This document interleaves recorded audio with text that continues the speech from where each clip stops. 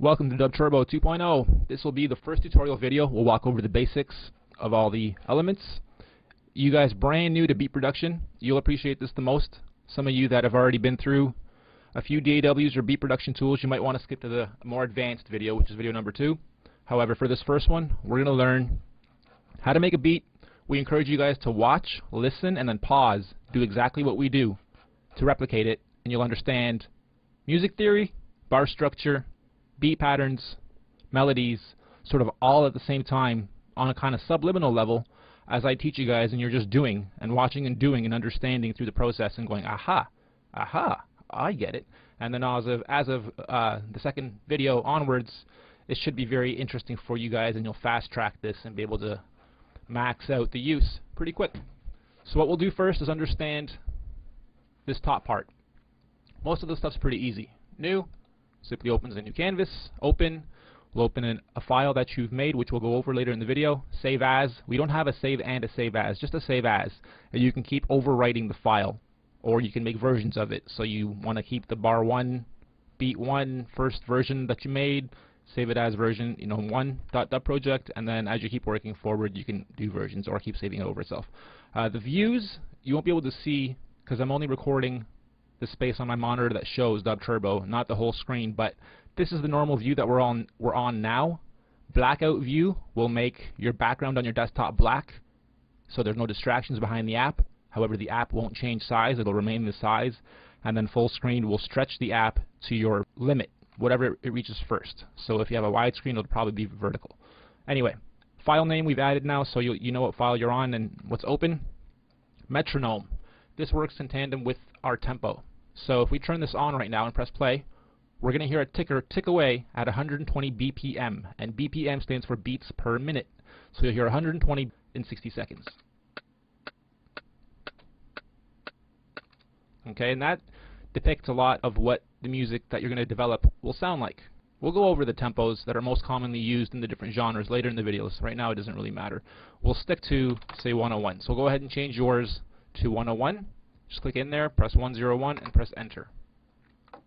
I'll take a quick note to say that we move 2 decimal places, and this is universal. So if you export or bounce tracks or export elements out of this and import it into any of the bigger DAWs out there, we follow their universal time clock. So if you make a beat at 101 in here, drop it into Cubase, for instance, line that up at 101, you'll hear the metronome in there tick away perfectly, and we match it up beautifully. So it's universal. And export simply exports whatever you've made to a 44:1 stereo WAV file. The bar count. Right now it's at 2. We can grow it out to 199 now. And you don't really see much happening, and you won't until you have some bars in there so you can see what's what. But that used to take a long time to calculate. Now you can, it doesn't matter how many bars you can make random and odd numbers of bars. Everything's pretty seamless. So from the previous versions, that's a big improvement for us. People were getting stuck there a lot, and it was freezing the app on them a lot. Let's go ahead and start. These 3 tools are the most commonly, well, they're the only tools, but they're the most common in beat production, and they're shortcuts for pretty much everything. So the more I use this, the more I'm going to be using the keyboard instead of clicking on everything here, because there's shortcuts for all the stuff. So, for instance, I press the letter P on my keyboard, and that accesses my pencil. O, right beside it, is the arrow, and the left bracket beside the P. All 3 buttons are right beside each other, so I can maneuver around those real quick. Here, it's the colon, just brings your ticker back to the start. L for loop, pretty obvious. The loop function is perfect now. The loop loops perfectly. Play, spacebar, stop, spacebar, record is right above your enter button. Try to make all the shortcuts very, very friendly. Control E opens and closes bars now too. So the first thing we'll do, click on a pencil, and whoops, I'm on a big bar count here. Let's bring this back down to 2. So we start, and just erase that. Pencil, click, and you have a bar. Click, hold, and drag, you have 2 bars. If this is open more, you can have longer, but we try to encourage you guys to use 2 bars when you're doing your loops and patterns to then group and grow from, or 1 bar if you're just going to do a quick little addition, like a little crash cymbal to drop a beat in, or a little roll at the end. You'll just want to add 1 bar. I'm going to encourage you guys to always use click, hold, and drag. Use 2 bars at first when starting a beat. Control E, and now here's obviously all of our kits. They're all grouped nicely and named nicely, and there's a bunch of extra stuff that we've added, and we've categorized them in 2 different columns now because it's grown so much, and this was really sensitive. You couldn't really scroll too easily, and we've done that for both panels now. Okay, so you choose a kit. Say we'll go to Hip Hop 4.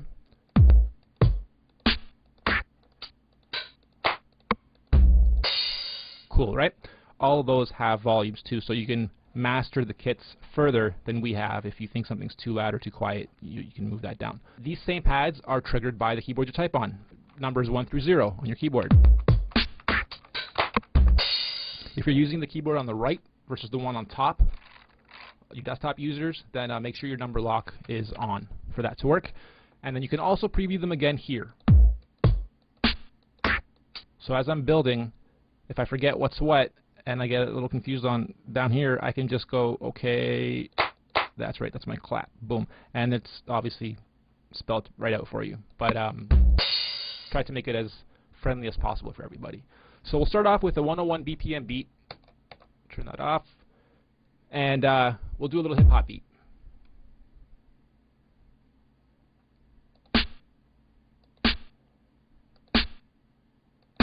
So again, do what I'm doing here.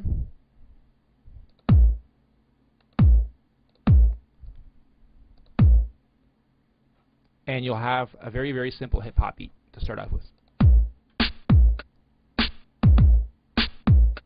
I'm going to add one more here. So if you understand what's happening now, the timing is basically going from here to here. So this is 2 bars because we drew in 2 bars. So you hear 8 ticks. So it's 1, 2, 3, 4, 5, 6, 7, and 8. In between all those ticks, we have 4 spots for notes to go in. Typically on big DAWs, you'd be able to change that so you can have 8 spots or 32 spots in there.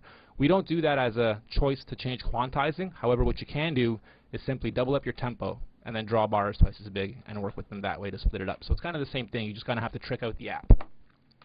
Okay, so we'll go back in here. Oops. Oh, great. I have no tempo. Okay, and we'll continue. We usually lay out the drums the same. So these first 2 are kicks. Then we move into snares, hi-hats, claps, toms, rims. 9 and 10 are usually another tom or a crash. 7 through 10 are usually different, but 1 through 6 are always 2 kicks, 2 snares, 2 hi-hats, and then 4 random.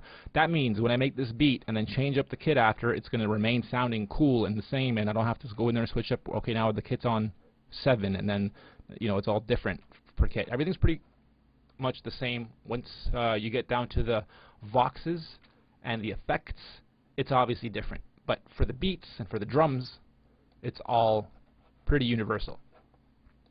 Okay, and now we'll add a quick hi-hat under 5. If you want to change up what you're doing compared to me, so copy what you see me do and then just add an extra one or eliminate a few, start understanding what is happening here, what sequencing really is. It's simple trigger-based sequencing on a grid, and as we move further along the grid, everything just kind of gets played. It's pretty simple. If you could think of back in the day, those little music boxes that would open up, that they were kind of the same. They just had little prongs sticking out, and they would trigger certain notes as the big wheels spun. So this is a very modern way of looking at that.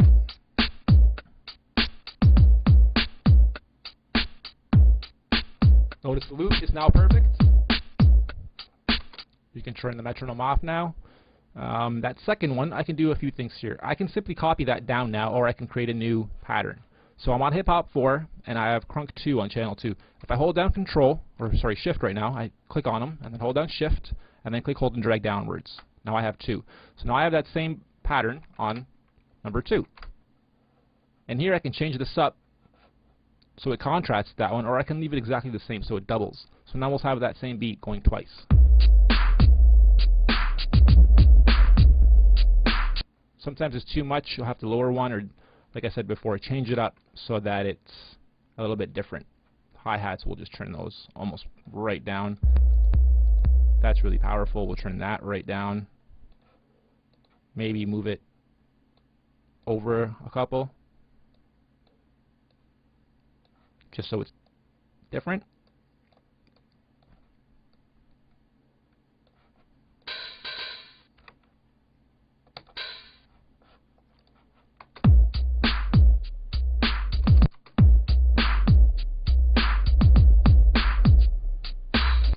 That snare is just kicking my ass. Turn that down.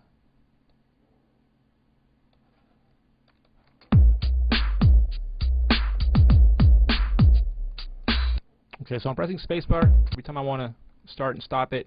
I'm trying to remember to announce all the shortcuts I'm using, but I'm going to forget here and there. So just keep in mind when you see things glowing and I haven't moved the mouse, it's because I'm using all those little shortcuts. Here, obviously, this is our 16 channels that represents these 16 channels. So right now I'm on channel 2 and it's crunk 2. Down here, 1, 2. Okay, and I'm moving the channel up and down in volume, or I'm soloing that, so that's all I'll hear, or I'm muting it. And once you have 10 layers going, the soloing and muting will come in handy, so you can hear combinations of stuff before you finalize it and whatnot, which is pretty standard for most AWs. Once you get past 8, the first 4 are drums, then the next 4 are keyboards, and then the next 8 are blank. Once you get to 9, you can choose. Well, all of them can be changed, but once you get to 9, you choose. Click, hold, and drag down to keys or drums or empty. So we'll say it's keys. Everything's been color-coded too, so we can go back into the pencil. It's a bit of a color change as well, and it's got a little icon for keyboard, and in the drum section it's just 4 little dots to represent the drums. You'll see it changes color as well. So you always know what's what. Control E opens her up, and this gets us to our keyboard panel.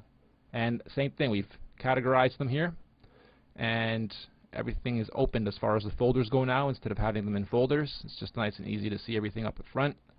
And you'll have all kinds of stuff in here. And we even put drums in here and voxes in here so that you can bend them. When I say bend them, I mean you grab a snare. Okay, you can really screw with sounds and make them really interesting as far as patterns, builds, drops, rolls, fills, and stuff like that goes. I love that part of the app, actually. It's probably my favorite part, is that I can bend stuff. And then with the voxes, let's try to find some voxes. Damn. Break it. Break it. Break it. Doesn't really work too well with that specific one, but there's a lot of really cool and ha, hey, yeah, that kind of stuff where it sounds really cool when you lower it a couple notes and stuff. So all that's very, very flexible. So okay, let's just go choose some horns. I don't know.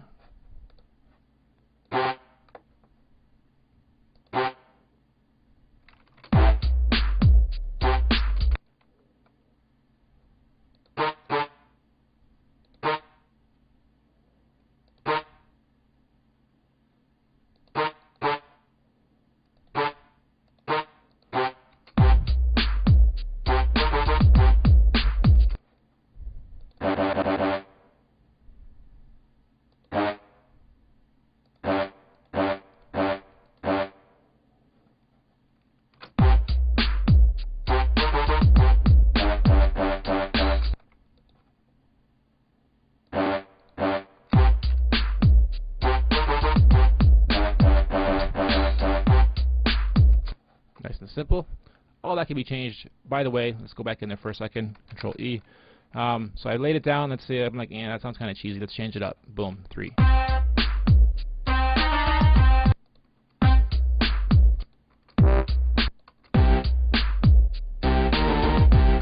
Say I like that, and let's say I'm like, you know what? I like that, but it still sounds a little cheese. Let's copy that down. Hold down Control, click, hold, and drag down, and now we have horn fun and bass air. And bass air is obviously a bass sound. So you can start duplicating your melodies and changing up the instrument so that your bass line follows your horn or follows your trumpet or something else you've made, or you build it to be totally unique. But it's a very easy way to get your sounds starting to complement each other without having to start them from scratch every time. Because now I could just remove some of these. In fact, I'm going to have to. There's a lot of notes for a bass line to be happening. So get rid of some of these guys. And that bass is so low that you might not even hear it. So let's just choose a different one. Cool.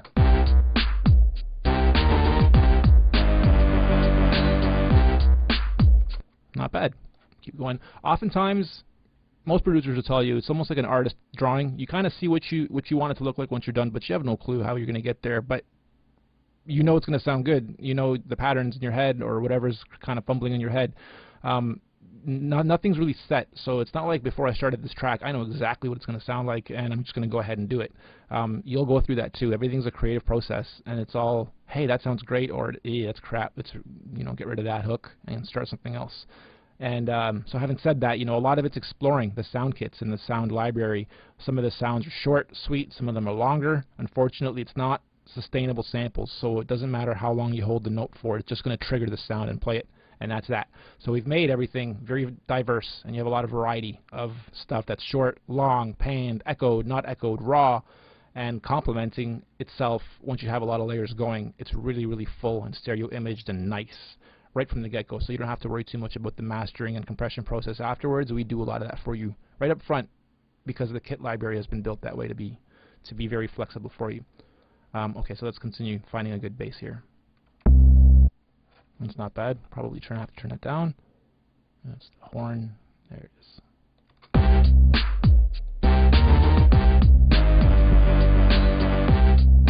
Okay, so we'll just draw another layer on the keys, and that will contrast and complement that horn with something bright. Maybe like a trumpet, a violin, I don't know. We'll go to the second column here and start trying to find some cool sounds.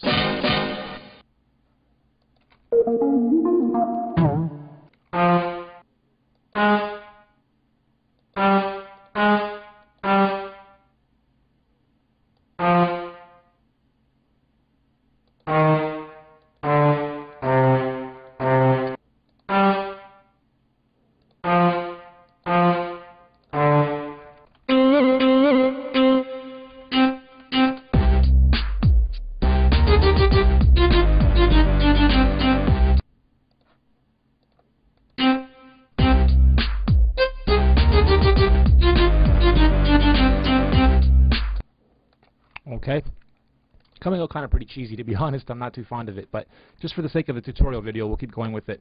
Going over some of these, just making sure I haven't forgotten anything. Obviously, clicking the edit button opens the bar. You have to actually have a bar selected. You can't just randomly start clicking edit. So choose a bar, then click edit, or choose a bar and Control E. And then Control E again to close it.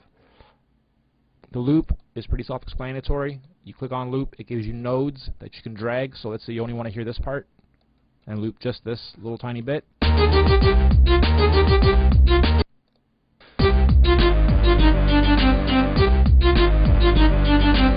Stop that for a second. Bar count. We'll now highlight that, and we'll move that out to 8, let's say, and press enter. Now we'll have to obviously move our loop node out, and we can drag all these over and copy them now. And we used to have to do this at one at a time, so I'd hold down, I'd grab one, I'd hold down shift, click, hold, and drag, and I just made a copy. Now I grab one, I hold down Control now instead of Shift. Control, holding it down, I click the rest of them. Now let go of everything. Now hold Shift, click, hold, and drag. You see what happens there? So now I just made duplicates of everything and moved it over on my timeline. I'll bring this back now. Now what I can do is I can go in here and edit all these guys very quickly, just to sort of make it a bit different.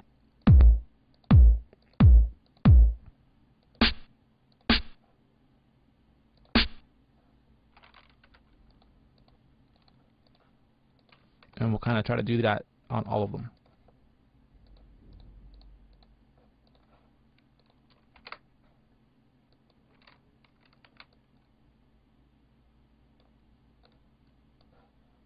Doesn't have to be a huge change. Could be just a little accent near the end.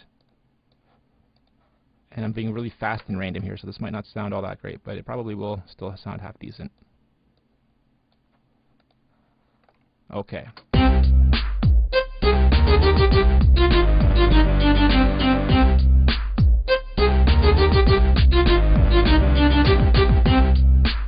And then when we do this again, you can change that last part up even more. So let's do that actually.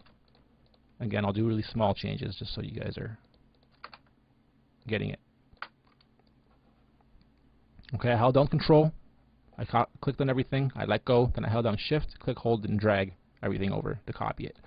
Now here on this first one, I'm going to add a little crash on the last one. I know my way around it, that's why I knew where to go right away, but you'd find yourself a kit that has a crash. Usually it's on this last pad, and then just add 1 right there. So that means once the beat gets to here, it's going to add a nice snare there. And then here, I'm going to just fill this right in.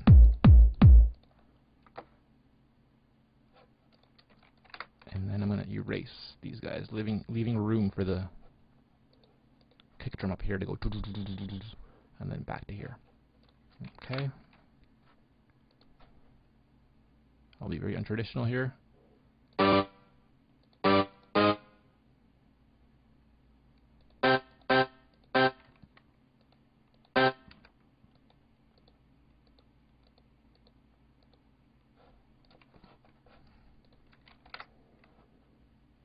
Leave that alone.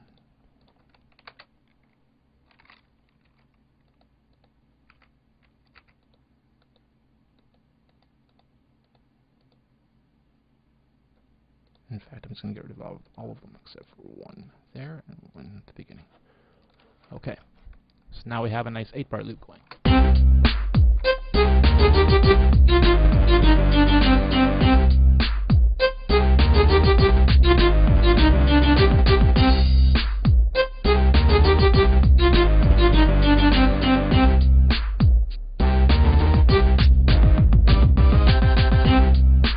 Okay, so you see how music starts to work now, where everything's done in groups of bars and bar structure, and build-ups happen this way, and drops happen, and crashes happen where they're supposed to.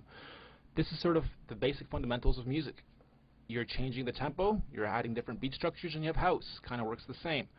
Reggae, same thing. So we'll go through all these genres, music types, and whatnot, and I'm sure already, if you're brand new to music creation, already you understand what's happening. If this is still too fast for you guys, don't be shy to let me know. I'll do an even slower video to slow everything down for you some more, but I'm hoping you guys can keep up with this. It's not that complex. At this stage, you start noticing what's too quiet, too loud, and you can start changing up your volumes and maybe doubling up on more sounds. Like, let's say that horn, I still want another double on that horn. So what I'm doing now is copying the horn bars to another layer down here. I'm going to click edit, click on 1, click edit, and I'm going to find myself something that complements that horn. It'll still follow the same pattern, maybe a guitar actually. Don't really hear it.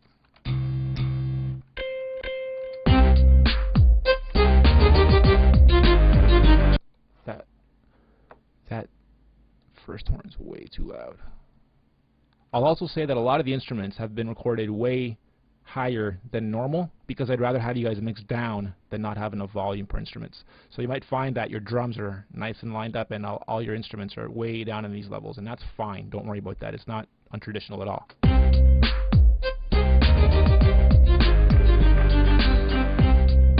It's not bad. Okay, maybe the same thing for that violin. Maybe I want to double up on that violin. Maybe have a violin going alongside oh, it doesn't really matter. If you're just going in there to change the sound type, not the actual notes, I can click on any of these bars on this layer and click edit or control E and just get to whatever sound I want and change it, and I'm good for that layer. It won't just change that one bar and everything else will be whatever it was before. Once you change it here, it's good for the whole layer. So you're like, okay, layer, well, this one 9, I want to change it. Click on any of the bars, find whatever sound you want, close it, and you're good to go. Well, you'll probably be in there looking at the sounds, trying to find a good one that matches whatever you're trying to match it up to. Violin and cello, that might work well. Gotta turn it down though. And yeah, I already like it. Let's see how it goes.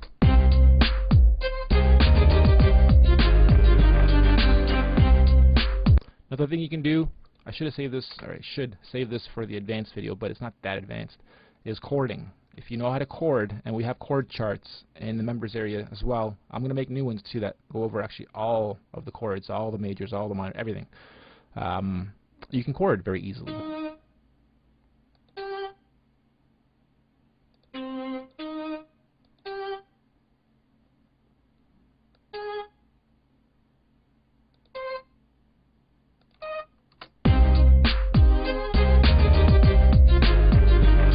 So you can hear that chording by itself. Let me solo that out.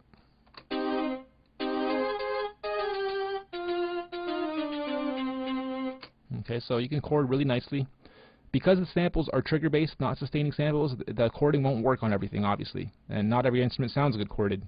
Not every, like bass lines you can't really chord. You know, certain elements, certain leads you can't really chord too well. It starts sounding muddy. So be choosy with what you chord if you are going to go that route. Also at this stage you can start, like I was saying before, you can start muting stuff so that you get little combos going.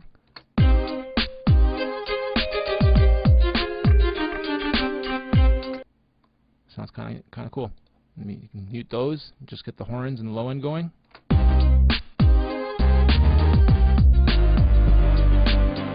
Maybe you want just the other drum set going.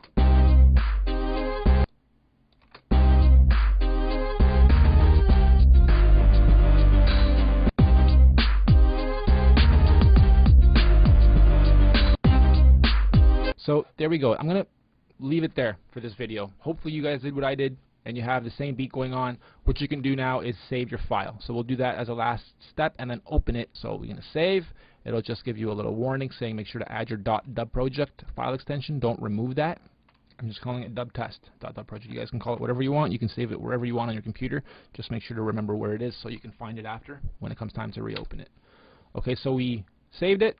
We will export it as well. You'll just see it exporting your arrangement. And this is right now creating a WAV file for you. While it's doing that, I'll also tell you that you can solo each of these and export one layer at a time. So you have every single layer as its own WAV file. You have a collection of all these 8 bars, each instrument, each drum set as its own file. And then you can import all of those into a bigger DAW, a Cubase or whatever, and then keep going with it to grow your full track or to compress or master or effect it any way that you can't in Dub Turbo. What are we at here? 101 BPM. Dub 2 beat. To demonstrate, I'm going to restart the app and then just go to open and go find the file, dub test. You open it. If you press play, nothing happens. There's a very simple solution, and that simply is to click on your loop and then just drag your end loop node and place it again, just anywhere. Just drag it and then re-drop it where it's supposed to be. That should be fine. Otherwise, what sometimes tends to happen is it'll play this first set of bars, and the ticker will keep going, but you won't hear nothing. And you'll be like, why is it only playing my first bar? Okay, so this opened. Let's go look at our beat that we made. And double click, and there we go.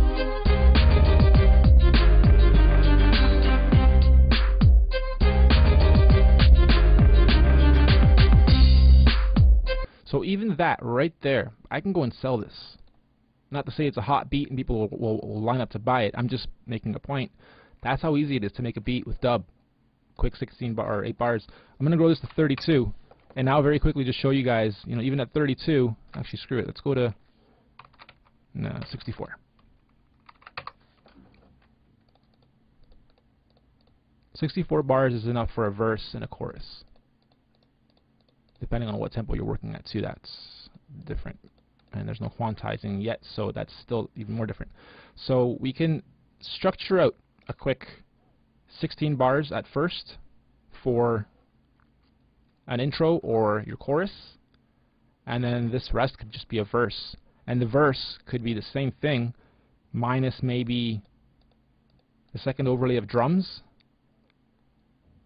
and what else? Maybe minus the horns, and just keep the violin going, and the cello, and the bass.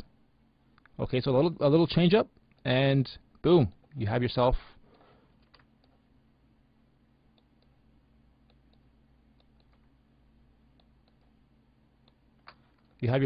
chorus, and more than enough for a verse. So you export that, bring it into a Cubase or something else, add your vocals, and there's a full track for you. It's that simple with this. Now I can go in here and any of these bars that I edit, it'll edit just that one versus the whole section, obviously, right? So I can do, like, you know, take the bass out for this part here. 1, 2, 3, 4. The second half, maybe I want to take those 4 out. Then maybe I want to take those 4 out.